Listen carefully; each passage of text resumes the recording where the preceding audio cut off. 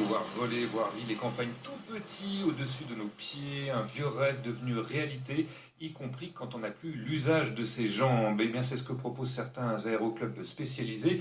Mais dans l'Aube, à l'aérodrome de Celles-sur-Ours, on a voulu aller plus loin en associant 4 personnes handicapées à la fabrication d'un avion adapté qui a pris son envol il y aura tout juste 1 an. Alors, comment cette aventure est-elle née? On va le découvrir avec notre invité Jacques Pacaud. Bonjour. Oui, bonjour. Merci d'être avec nous en direct de cet aérodrome où a été conçu ce premier appareil. Alors Jacques Pacaud, c'est vous qui avez lancé ce projet, on va dire un peu fou. Vous êtes le président du club RSA Champagne Sud. Aujourd'hui, vous êtes à la retraite, vous pilotez depuis 37 ans et pourtant, c'est pas votre métier puisque vous avez été artisan électroménager. J'ai d'abord envie de vous demander, Jacques, pourquoi cette passion aérienne? Qu'est-ce qui vous plaît autant à prendre la voie des airs? Quand on est dans les airs, on oublie tout, on oublie nos soucis. On oublie vraiment, on laisse tout derrière nous en fait, on est que concentré sur le vol. Et puis on voit le monde dans notre... très belles choses. On voit le monde dans notre œil, oui, d'une belle façon. Alors comment est née cette idée de construire cet avion avec et pour des personnes paraplégiques? La légende raconte, j'ai lu dans un article, que c'est en marchant sur le chemin de Saint-Jacques-de-Compostelle en 2011. Est-ce que c'est vrai cette légende? C'était en 2010, mais bon, c'est pas grave. D'accord. Oui, donc je suis parti de moi. Sur un chemin que je devais d'ailleurs pas faire normalement, c'est en accompagnant ma sœur. Oui. Et puis, donc je suis resté tout seul sur ce chemin pendant 70 jours. Et puis, avec le retour sur soi-même, on pense à beaucoup de choses. Et j'ai pensé, je l'avais oublié complètement d'ailleurs, j'ai pensé à quelqu'un que j'avais vu en fauteuil roulant sur le terrain il y a quelques années et qui m'avait dit « Oh, ça sera jamais pour nous le vol ». Et donc, ce qui m'a un petit peu remis... les pendules à l'heure pour dire voilà, maintenant il faut que je m'occupe, en rentrant il faut que je m'occupe d'eux. Voilà, c'était l'éclairage du chemin de Compostelle qui vous a cette méditation qui vous a permis de vous lancer dans ce projet. Alors comment vous avez monté ce projet? D'abord, comment vous avez recruté les apprentis constructeurs? Alors donc oui, par l'intermédiaire de Handisport Aube, de M. Persoyer, qui m'a amené 5 personnes. Donc, intéressé? Alors intéressé, je sais pas, mais j'ai été intéressé tout de suite. À la construction. C'est-à-dire qu'on les a montés déjà, on a fait un tour d'avion déjà au départ, et puis après c'était parti quoi. Vous allez construire votre avion. Donc ils n'ont pas cherché à comprendre. On a commencé par la menuiserie, et puis de fil en aiguille, et petit à petit, au bout de 5 ans, leur avion était là et ils n'en reviennent pas quoi. Alors voilà, pendant 5 ans tous les mercredis, vous êtes retrouvés à 5 puis à 4 personnes en fauteuil pour construire ce fameux avion de 4 places. Il porte un nom cet avion, c'est l'Oceanair PHMI. Les initiales ont une signification? Alors oui, justement, c'est vraiment une chance d'avoir pu avoir cette image. En fait, F ça veut dire France. Et le P qui est derrière, ça veut dire tout ce qui est construit par des amateurs. Et donc on est arrivé à trouver HMI, ce qui fait fabriquer par des handicapés avec des membres intérieurs. Voilà. Donc super. Alors, en quoi cet appareil a-t-il été adapté? Quels ont été les principaux aménagements? Quand on construit un avion pour des personnes qui sont paraplégiques, qu'est-ce qu'on doit prévoir comme aménagement? Est-ce que vous pourriez nous donner quelques exemples, Jacques Pacaud? Ben oui, d'abord, il existe quelques avions standards équipés d'un manche, d'un ballonnier manuel, où ils sont quand même encore avec un handicap. Nous, on a voulu aller plus loin, étant donné qu'il n'y a jamais eu d'avion de construit par des amateurs et par des handis. On avait la chance aussi d'avoir un autre avion qui était construit par des jeunes. Et cet avion, en fait, on a pu voir tout ce qu'on peut améliorer dessus. Alors par exemple, déjà, le fait de pouvoir monter dans l'appareil. Alors justement, eux ne montent pas sur le marchepied, évidemment, ils montent par devant. Donc ils se hissent de leur fauteuil, par la force des bras, sur l'aile. Donc on est arrivé à baisser l'avion de 8 cm. Oui. C'est énorme pour eux d'ailleurs, et donc ils montent très très facilement. Un autre exemple d'adaptation pour la conduite pour le pilotage. Alors, la conduite pour le pilotage, on est les seuls en Europe à avoir fait ça. Pour l'instant, en France et en Europe, on a remplacé le ballonnier manuel, si vous voulez. Donc, en fait, nous, on a des pédales.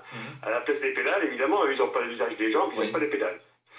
Donc, à partir de là, on a donc mis un ballonnier électrique. C'est-à-dire, c'est une poignée tournante qui gère, en informatique, qui gère un vérin.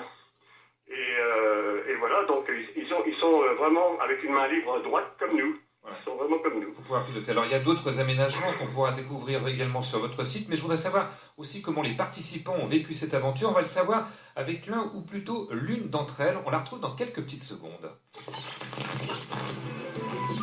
Les bonnes ondes, RCF.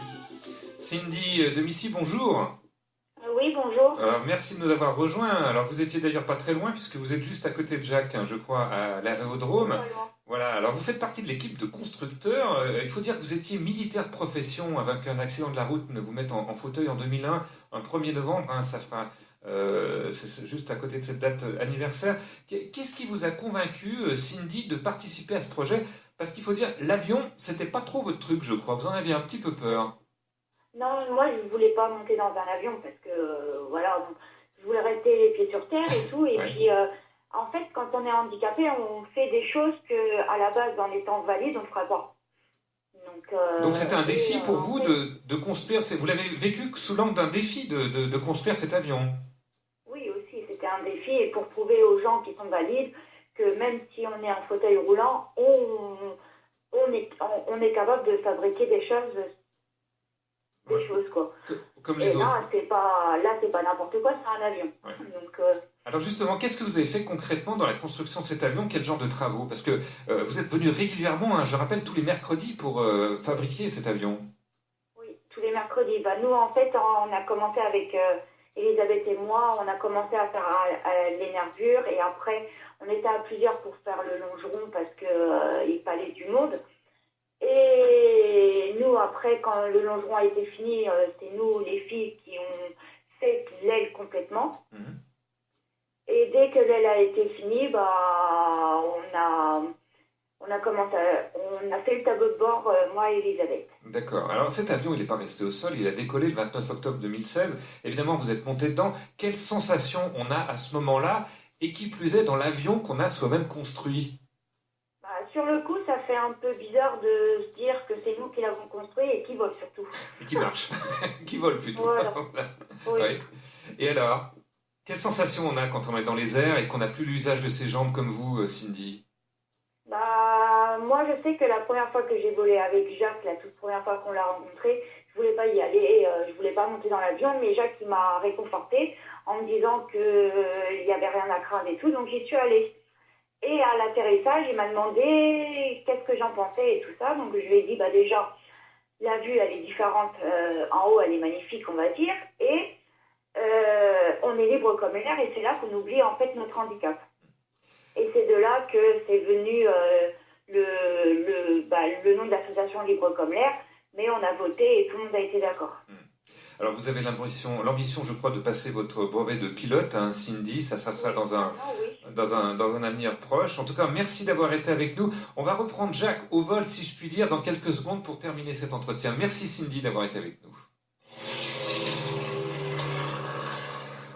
L'innovation de notre avion, c'est une commande électrique au lieu que c'est une commande manuelle. Donc ils ont utilisé la main à droite, c'est libre. Tout est à portée de main, on a tout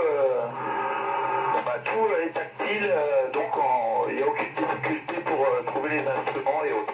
Voilà, extrait en plein vol d'un reportage que vous avez consacré France 3 Champagne-Ardenne, l'un des nombreux reportages, parce que vous avez eu pas mal de médias sur cette aventure, Jacques Pacaud. Il faut dire qu'elle n'était pas banale et qu'elle a attiré pas mal d'attention.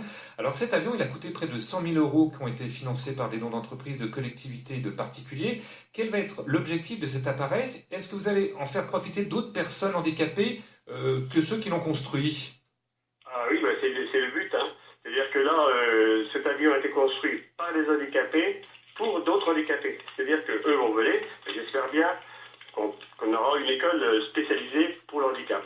Donc ça, c'est en train de se faire en ce moment et on va semer la bonne parole un peu partout en France. Alors Cindy disait un petit peu avec ironie qu'on était très fiers de pouvoir voler sur un appareil qu'on a soi-même construit et qui vole, hein, et qui marche, si je puis dire. Mais est-ce que des personnes paraplégiques ont vraiment l'autorisation officielle de pouvoir piloter aujourd'hui?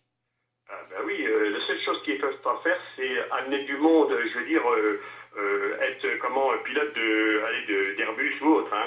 Sinon, ils sont comme nous, hein, ils passent en brevet comme nous. À partir du moment où ils ont la santé, le handicap, il n'y aura pas de problème, mais c'est sûr que s'ils avaient une maladie de cœur ou autre, ils seraient refoulés comme nous on pourrait y être.